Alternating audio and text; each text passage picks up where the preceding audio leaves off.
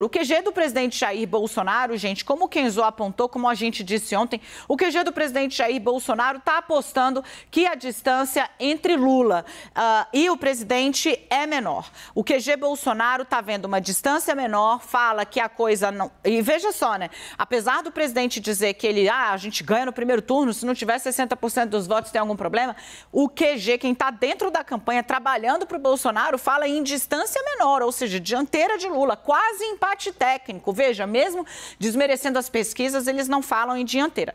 Mas que a distância é menor e que o antipetismo muito explorado na televisão, como a gente também antecipou para vocês, pode dar esse fôlego aí para a reta final. Se vai ser suficiente, se não vai ser suficiente, nem eles mesmos sabem. Como eu te contei ontem aqui, o Kenzo reforça agora, para eles se ainda que tenha segundo turno, esse é o recado da ala política do Centrão Profissional que está trabalhando para Bolsonaro, né?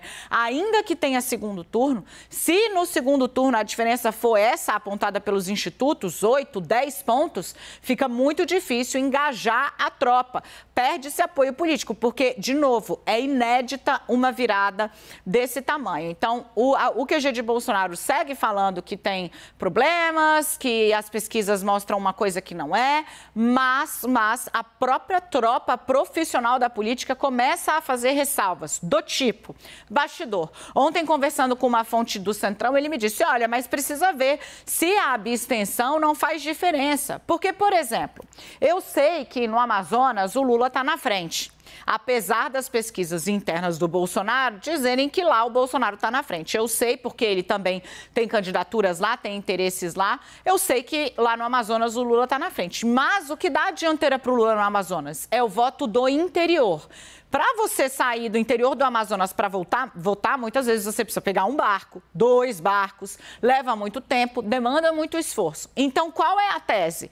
Esse esforço vai ampliar a abstenção desse eleitorado do interior do Amazonas, onde hoje Lula consegue garantir a sua dianteira. Então, a abstenção pode nos favorecer. Eles começam a fazer essas contas que tem muitos sinões, muitos pormenores. Elas são válidas. Tanto que o PT já está trabalhando contra a abstenção. Todo voto é importante, não deixa de votar, tem que ir. Por quê? Porque o bolsonarismo começou a colocar isso na conta.